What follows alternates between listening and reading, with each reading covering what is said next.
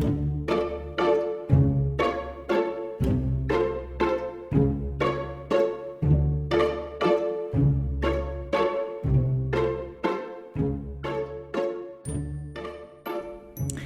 morning and welcome to A Glimpse of the Feminine. I'm your host Tracy and this is take 2. Doesn't happen very often that I do things so poorly that my producer can't fix it, but this episode was one of those times. I've been enjoying the week. My oldest son and his family are visiting, and so enjoying time catching up with them, seeing the grands, and he and I are getting ready to go up into the mountains and pick some huckleberries today, but I did want to get this recorded. So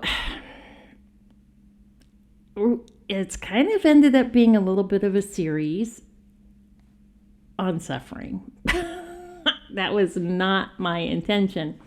So parentheses, quotation marks, however you want to say it, here's another installation in that series. Today we're going to talk a little bit about trauma. I just want to start out by saying I am not a practitioner. And so none of this is like medical advice. I'm just sharing what I've learned through attending seminars and reading and my own counseling. What I'm sharing today are statistics and some practical things.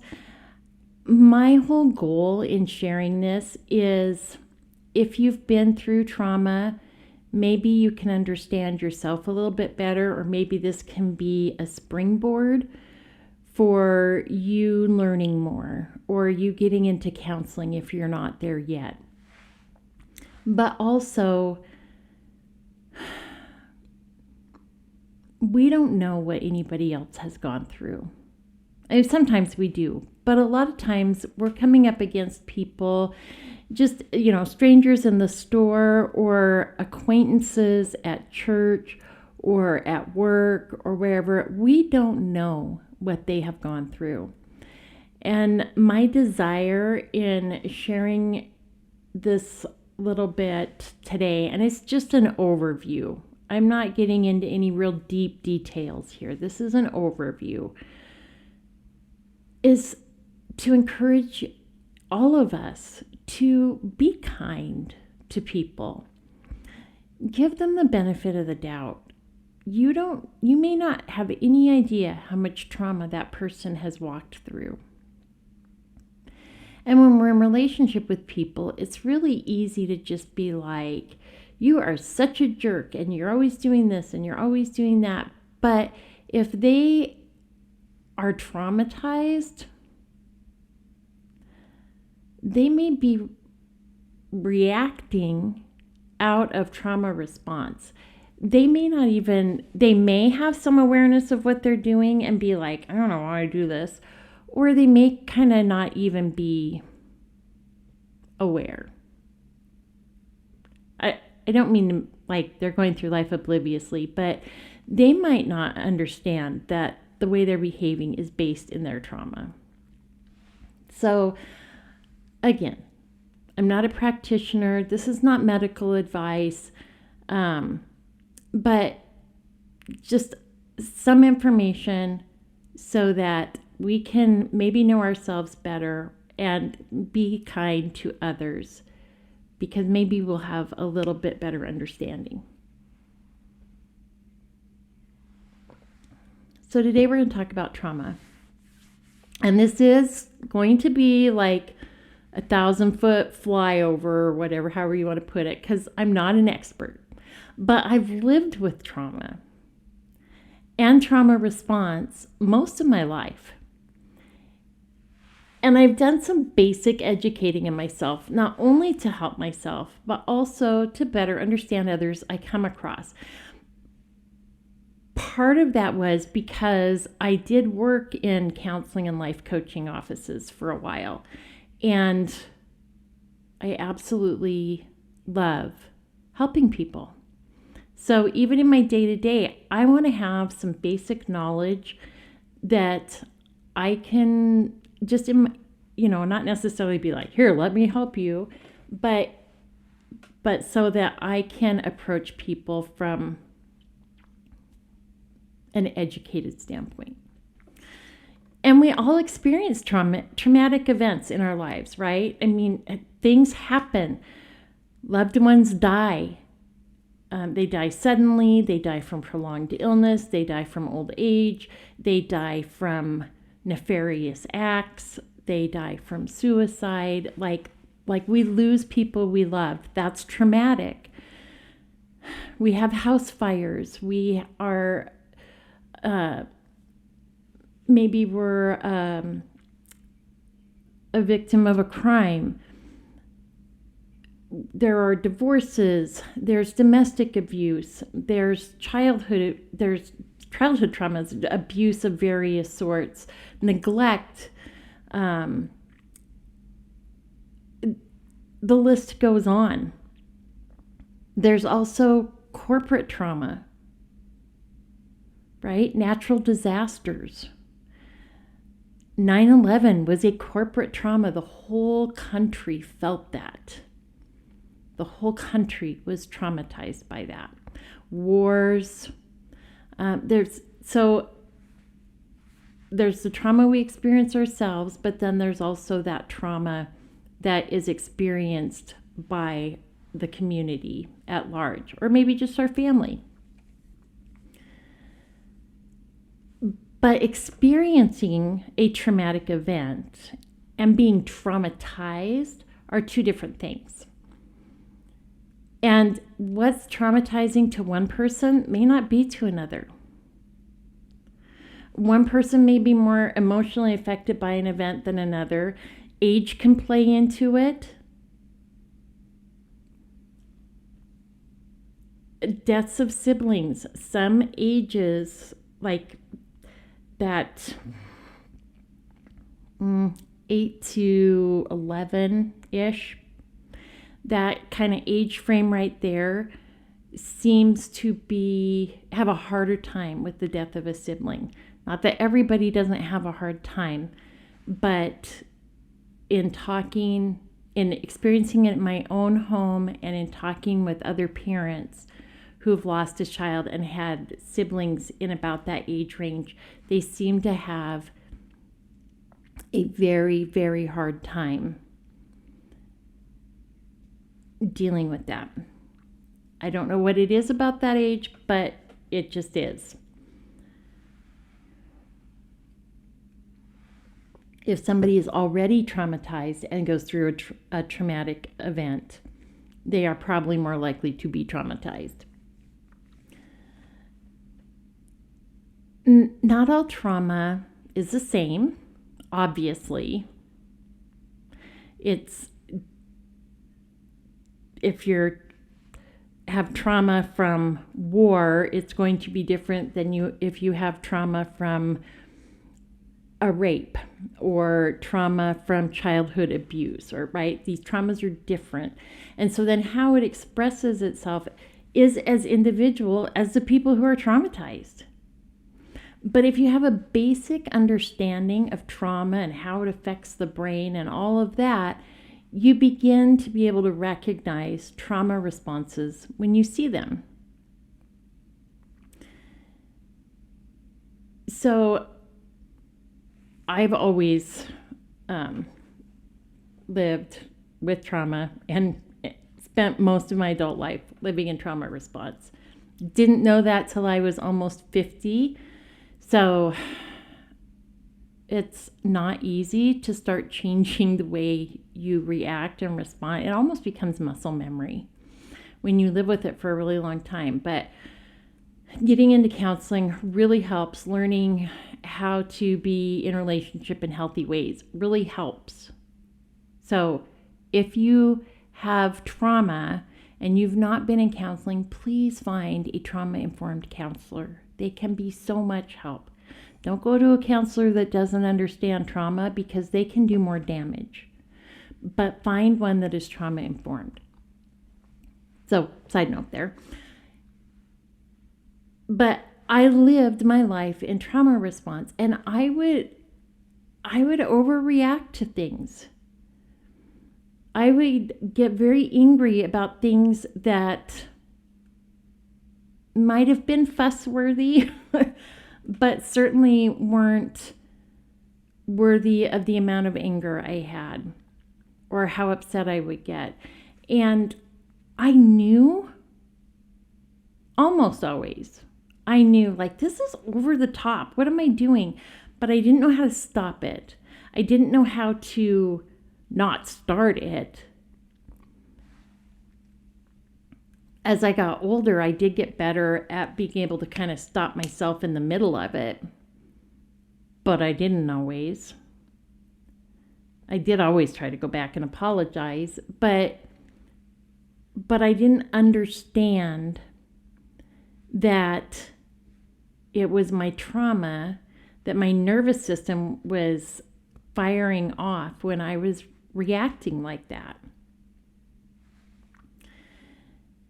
Maybe you were abandoned, or somebody you know was abandoned. Let me just say, abandonment happens probably more than a lot of us realize. And you can have a parent living in the house with you and be abandoned by that parent. You can have a spouse living in the house with you and be abandoned by that spouse. They don't actually have to physically leave to abandon you. And if you've experienced that kind of abandonment, you know exactly what I'm talking about. But maybe you were abandoned, especially as a child. I'm not sure it would affect an adult quite the same if they had never been abandoned before, but definitely as a child, if you had a parent leave or even in home abandon you,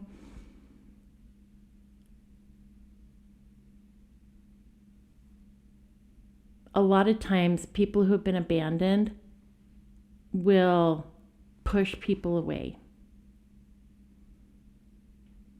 Things start getting a little tough and they will push and fight so the person will leave or they will leave. And they do that because it gives them some control in this. They are controlling the narrative. They're not the ones being abandoned. They're the ones walking away before they can be abandoned. Or maybe they will put up with all kinds of abuse and just whatever they have to keep that person from abandoning them. So different responses, but similar trauma. Understanding basics about trauma helps us understand ourselves better, but also those around us. Even if we don't feel equipped to really help them, if we have a basic understanding of trauma, we can be more understanding and empathetic of the underlying cause of their behavior.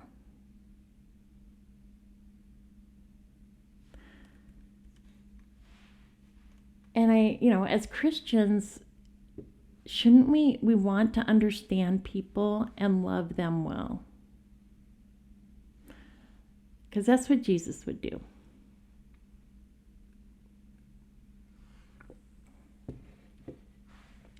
Seems like one of the most heard of, tossed around trauma diagnoses is PTSD. We hear about it all the time. We can even get kind of flippant about it. Oh, this or that happened. Now I got PTSD from it. But for those living with PTSD, It's really nothing to be flippant about. And we've known for a long time that combat veterans often have PTSD. But now we're learning more and more that people who have never seen combat can have PTSD. According to brightside.com, the top 3 causes of PTSD for civilians are sexual assault or rape at 49%, violent physical assault at 32%, and serious accidents at 16.8%, with shooting and stabbings, sudden unexpected death of a loved one, parents with critically ill children, witnessing murder or serious injury, and natural disasters kind of rounding out the top 8. I want to take a moment and pause and remind everyone that the top 2, sexual assault or rape and violent physical assault, are both experienced by those affected by domestic violence. The top 2 causes of PTSD.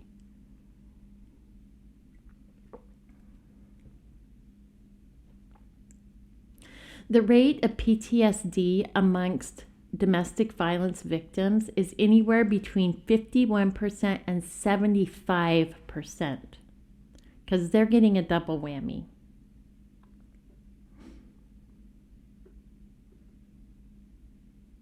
Also, think about the children in those relationships,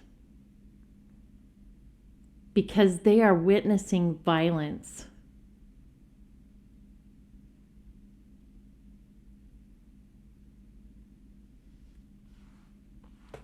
%70 of domestic violence victims experiencing severe emotional or psychological abuse display symptoms of PTSD. So domestic violence isn't always physical violence.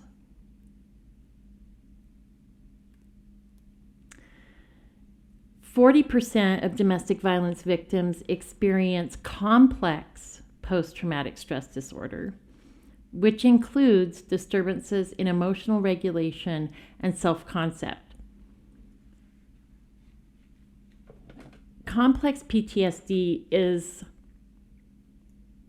a little bit not as well known or understood, especially by the general population. But it's the result of chronic trauma over months or years within intimate relationships that often begins in childhood.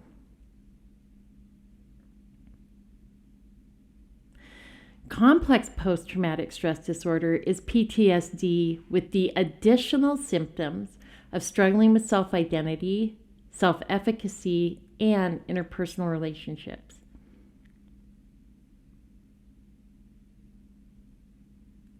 These affect everything in your life if you are suffering from them.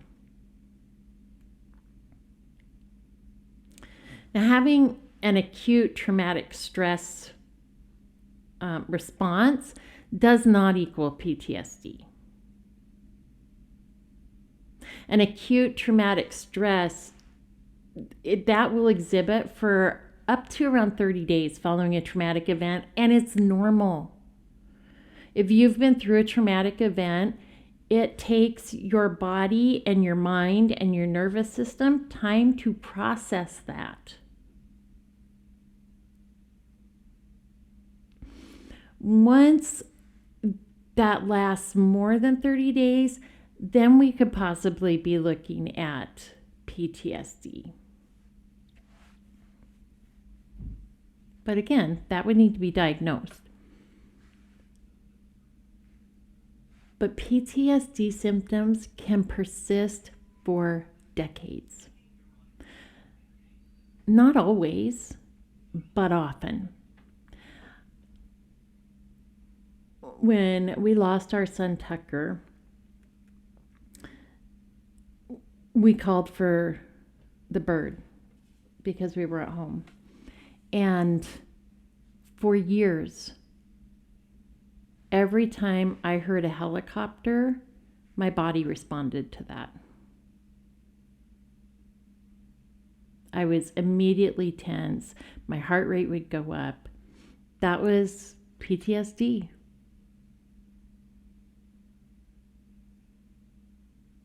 And I'm not sure what happened. I did not actively do anything about it, but God did take that away from me sometime before Jay was born, which I'm extremely thankful for because we were basically living at the hospital. And do you know how many times a day Life Flight comes in? It's a lot. So PTSD isn't the only kind of trauma that gets diagnosed, and it's typically broken down into about 6 types. You can find more, you can find less if you get online and look. I think the more is these 6 main types can, they've got subtypes and stuff, and I think that's probably where all the extras come in, but I didn't spend a lot of time delving into that because that's really not what today's about. But just for general information, there's acute trauma, chronic trauma, complex trauma, childhood trauma, generational trauma, and collective trauma. And again, these can be broken down into subcategories, and sometimes they overlap. Quite often, childhood trauma is actually a result of generational trauma. And that childhood trauma, if not dealt with, can become further generational trauma. You see how they kind of can roll into each other and overlap.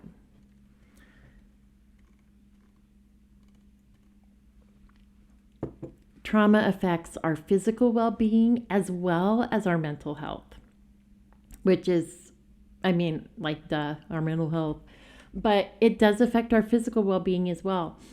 Our sympathetic nervous system, it's also called the autonomic nervous system or lizard brain, runs the fight or flight response when we're in a traumatic situation. Now, of course, it isn't just fight or flight.